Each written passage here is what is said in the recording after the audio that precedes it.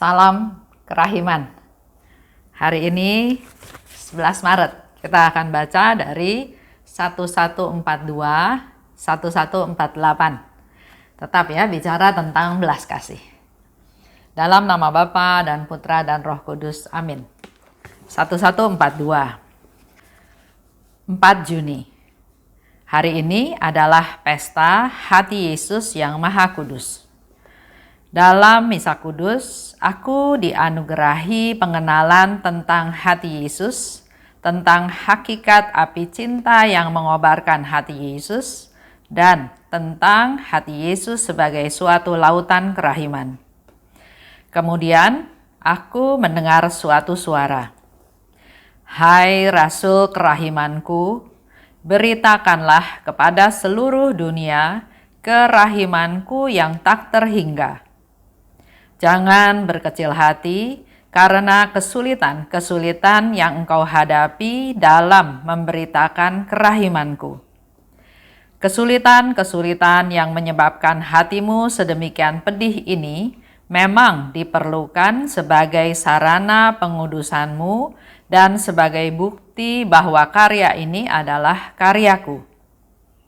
Putriku, cermatlah dalam menulis setiap kalimat yang kukatakan kepadamu mengenai kerahimanku, sebab kata-kataku ini dimaksudkan untuk banyak jiwa yang akan memetik manfaat darinya.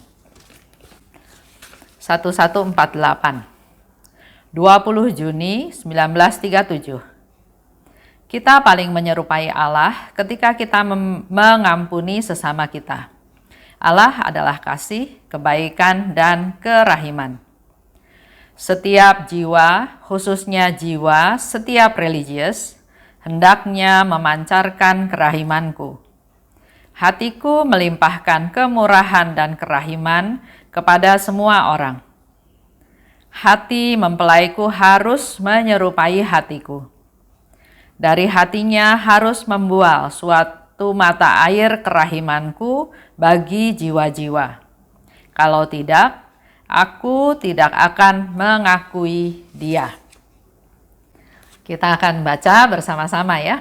Hari ini dikatakan itu terjadi pada tanggal 4 Juni. Adalah pesta hati Yesus yang Maha Kudus. Dalam misa. Jadi, Suster Faustina mengajarkan kita juga kalau ada perayaan-perayaan dalam gereja, kita juga kalau bisa hadir dalam perayaan Ekaristi tersebut. Bukan hanya hari Minggu atau hanya Paskah dan Natal. Aku dianugerahi pengenalan tentang hati Yesus. Yesus memberikan satu informasi, satu masukan, satu pencerahan kepada Suster Faustina tentang hatinya Yesus. Hatinya yang bagaimana? Api cinta yang mengobarkan hatinya. Jadi di dalam hati Yesus ada api cinta yang berkobar-kobar. Dan juga tentang hati Yesus sebagai satu lautan kerahiman. Dikatakan oleh Yesus, hai Rasul kerahimanku, beritakanlah kepada seluruh dunia kerahimanku yang tak terhingga. Hal ini terus-menerus diulang-ulang oleh Yesus karena ini sesuatu yang penting. Beritakanlah, wartakanlah, maklumkanlah tentang kerahiman Tuhan yang tidak terhingga dan bukan hanya untuk lingkup lokal, tapi ke seluruh dunia. Karena memang Yesus ingin semua orang merasakan kerahimannya. Dijadikan rasul kerahiman ilahi untuk seluruh dunia. Begitu pula dengan kita. Dengan sarana yang ada sekarang, kita bisa merasul, kita bisa mewartakan, kita bisa memberitakan tentang kerahiman Tuhan sampai ke seluruh dunia. Dikatakan lebih lanjut oleh Yesus, jangan berkecil hati karena kesulitan-kesulitan. Sudah kasih tahu di awal bahwa kita akan berhadapan dengan kesulitan-kesulitan. Jadi bukan berarti kita melaksanakan perintah Tuhan terus semua Tuhan buka jalan. Lurus, gampang, mudah, simple. Enggak. Di awal Yesus sudah katakan, Jangan kecil hati kalau ada kesulitan-kesulitan, artinya akan ada kesulitan. Tapi justru Yesus mau kasih tahu, jangan kecil hati, jangan patah semangat, jangan putus asa, jangan berhenti di tengah jalan, jangan lari dari pertempuran. Kesulitan-kesulitan itu, kenapa Yesus katakan ada kesulitan-kesulitan? Karena biasanya tugas dari Tuhan itu ditentang oleh manusia. Contoh, Yesus katakan, kalau pipimu yang kanan ditampar, kasih juga yang kiri. Dunia nggak bisa terima hal tersebut. Ampuni orang berapa kali? 70 kali 7 kali. Nggak bisa Tuhan, saya cuma bisa ampuni 2 kali, 3 kali. Ada ego, ada perasaan, ada kemarahan. Jadi kita udah tahu ya, untuk melaksanakan tugas-tugas dari Tuhan, biasanya ditentang oleh sekeliling, ditentang oleh manusia lain. Ini yang disebut sebagai kesulitan. Dan kebaikan tidak pernah dicapai dengan mudah dan lancar. Contoh lagi, Yesus minta Suster Faustina masuk ke biara menjadi biarawati. Mudah? Enggak mudah. Pertama, ditentang oleh orang tuanya. Kedua, setelah dia sampai di Warsawa, dia mau masuk menjadi biarawati, masuk ke biara, ditolak terus. Karena penampilannya enggak meyakinkan, karena bajunya lusuh, karena dia seorang pembantu, karena dia pendidikannya rendah, karena dia kurus. Banyak tantangannya, banyak kesulitan yang dihadapi. Tapi Yesus sudah bilang, jangan takut, jangan berkecil hati. Kalau karyanya ini karya mengenai kebaikan Tuhan ya, karya yang bertujuan saleh dan karya demi orang lain umumnya ditentang oleh dunia. Kalau kita mau berbuat baik pada orang lain, kita mau memberikan sesuatu yang baik untuk orang lain, biasanya ditentang. Karena dalam dunia terjadi hukum memberi, menerima. Memberi, menerima. Ya, hal seperti ini. Ini yang dikatakan oleh Yesus, jangan berkecil hati karena ada kesulitan-kesulitan yang engkau hadapi dalam memberitakan kerahiman ilahi. Mungkin kita dibilangin bodoh. Mungkin kita dibilangin penakut. Kenapa? Dia salah harusnya berani hukum. Kenapa diampuni? Nah, hal-hal seperti itu ya bisa terjadi. Kesulitan-kesulitan yang menyebabkan hatimu pedih ini memang diperlukan. Ternyata kesulitan-kesulitan itu dalam tanda kutip Tuhan izinkan terjadi karena diperlukan oleh kita sebagai sarana untuk kita menjadi kudus. Dan sebagai bukti bahwa karya ini karyaku. Kalau hal-hal sederhana, nggak kerasa karyanya Tuhan. Tapi kalau sesuatu yang sepertinya sudah tidak mungkin lagi dilakukan, minta kekuatan dari Tuhan dan akhirnya kita mampu melakukannya, itu terbukti itu karya Tuhan. Contoh ya, ada satu ibu sharing sama saya bahwa dia ada relasi yang kurang baik dengan suaminya. Tapi ya pasti kalau lagi nggak senang sama suami ya yang ada di pikiran, yang kelihatan adalah hal-hal yang negatif, hal-hal yang jelek tentang suaminya ya. Tapi saya katakan pada dia bahwa dalam pernikahan itu kamu sudah disatukan oleh Tuhan. Terima suami kamu apa adanya dengan segala kekurangannya juga termasuk keluarganya. Nah, melalui peristiwa ini dia mengandalkan Tuhan, dia berserah pada Tuhan, dia mencari pencerahan dari Tuhan. Dan akhirnya dia menyimpulkan, oke, saya yang harus ngalah. Saya yang harus belajar rendah hati, saya yang harus belajar sabar untuk bisa punya tetap relasi yang baik dengan suaminya. Ini proses pengudusan. Jadi kesulitan-kesulitan itu memang kita butuhkan untuk menjadi proses sarana kita menjadi lebih baik, lebih kudus. Dan menjadi bukti bahwa ini karya Tuhan. Karena kalau maunya sendiri, egonya sendiri, perasaan, kemarahan, dendam, pikirannya sendiri, pasti dia akan kalah, akan gagal. Tapi dengan dia bisa mengatasi hal tersebut, ini sudah jelas terbukti ada campur tangan Tuhan. Dikatakan lebih lanjut oleh Yesus, cermatlah dalam menulis. Menulis setiap kalimat yang kukatakan kepadamu. mengenai kerahimanku. Sebab kata-kataku ini dimaksudkan untuk banyak jiwa yang akan memetik manfaat darinya. Jadi jelas buku diary Suster Faustina bukan hanya untuk Faustina aja, tapi melalui percakapan antara Yesus dan Faustina, Yesus ingin ini ditulis dengan cermat untuk banyak jiwa yang akan memetik manfaat. Jadi memang diary ini dikhususkan buat kita semua untuk bisa memetik manfaat dari apa yang sudah terjadi antara Yesus dan Suster Faustina. 1148 dikatakan oleh Suster Faustina, kita paling menyerupai Allah ketika kita mengampuni sesama kita. Pada saat Bapak Ibu bisa mengampuni sesama kita, maka itulah sifat kita, posisi kita, status kita yang paling menyerupai Allah. Karena memang Allah Maha Pengampun, Allah Maha Kasih, Allah begitu besar kerahimannya, enggak pernah hitung-hitungan. Allah adalah kasih, Allah adalah kebaikan, Allah adalah kerahiman.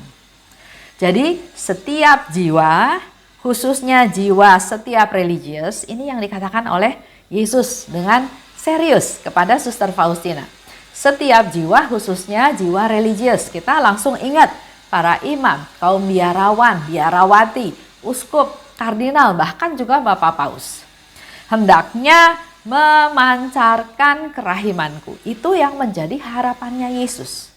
Memancarkan kerahimannya Tuhan. Ini menjadi PR kita semua sebagai awam untuk banyak berdoa buat mereka supaya mereka bisa membuka diri, membuka hatinya, dan fokusnya adalah apa yang dilakukan itu memancarkan kerahimannya Tuhan.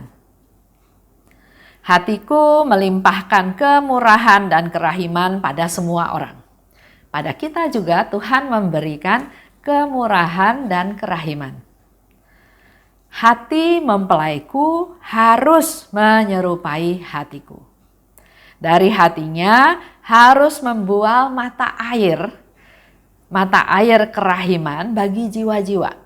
Jadi kalau kita semakin dekat relasinya dengan Tuhan, dan di sana Yesus katakan menjadi mempelaiku, maka dari hati kita itu harus membual, harus keluar. Kalau ini gelas penuh dengan air, di bawahnya ada sumber air, air itu keluar terus, membual, melimpah.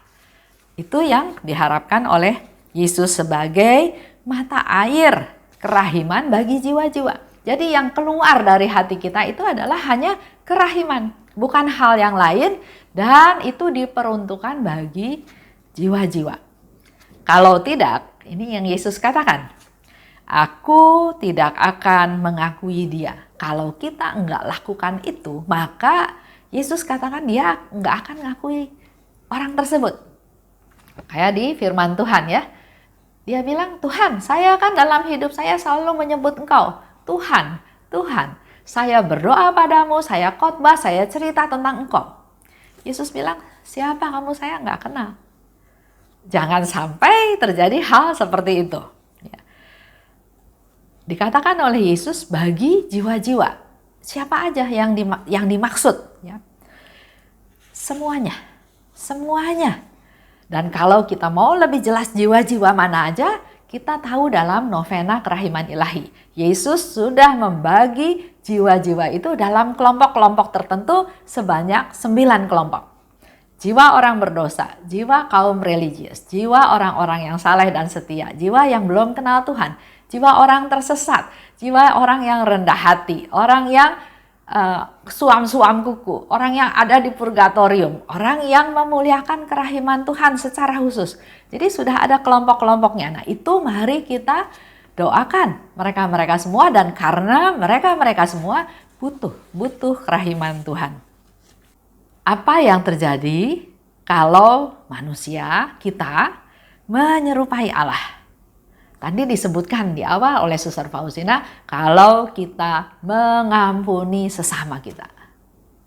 Jadi bukan karena bisa berbahasa roh, bukan karena bisa mengerti bahasa roh, atau bukan karena pelayanan yang luar biasa, yang heboh ya.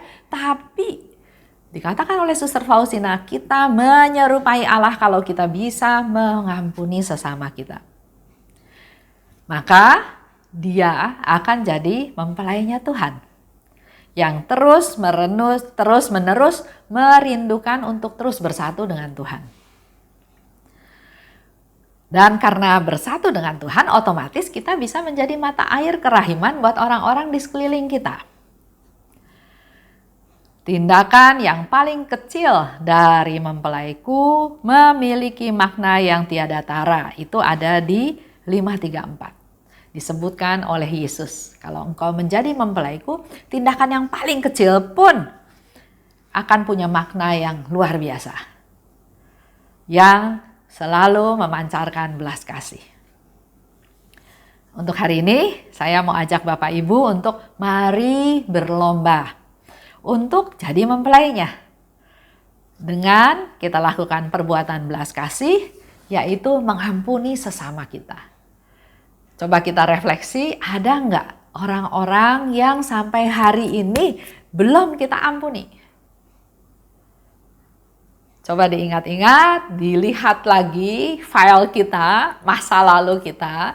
Semoga kalau menemukan orang yang belum kita bisa ampuni, pada saat ini berdoa pada Tuhan supaya Bapak Ibu kita semua bisa mulai belajar mengampuni dia supaya kita menjadi serupa dengan Allah. Itu aja. Terima kasih atas kebersamaannya. Dalam nama Bapa dan Putra dan Roh Kudus. Amin. Salam kerahiman.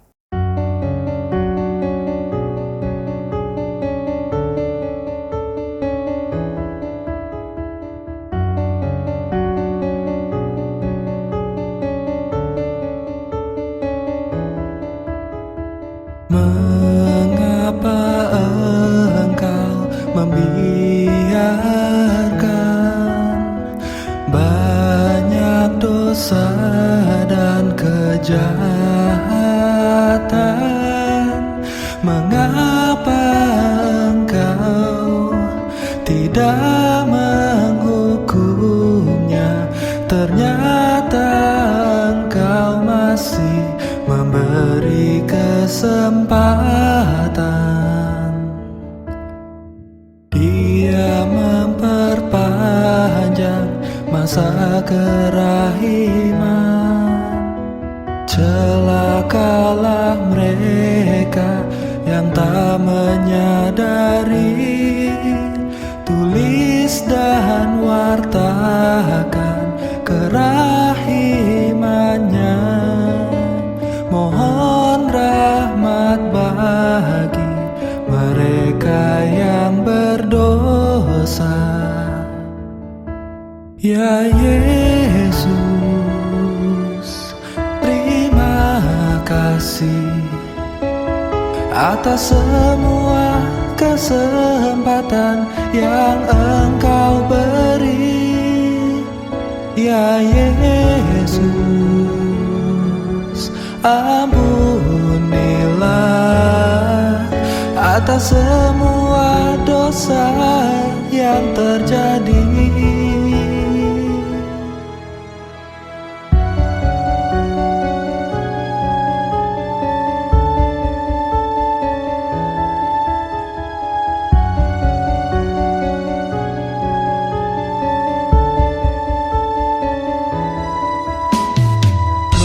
Mengapa engkau membiarkan banyak dosa dan kejahatan? Mengapa engkau tidak menghukumnya? Ternyata engkau masih memberi kesempatan. Dia memperpanjang masa kerahiman. Celakalah mereka yang tak menyadari. Tulis dan wartakan kerahimannya. Mohon rahmat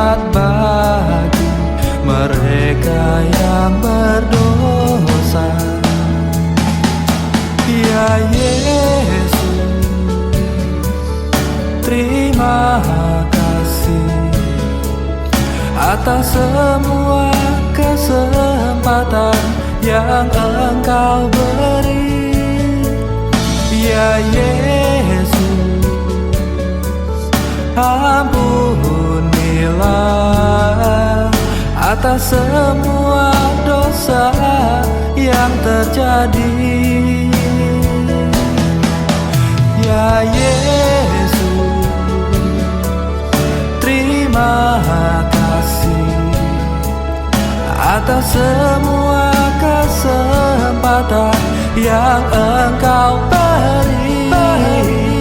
Ya Yesus,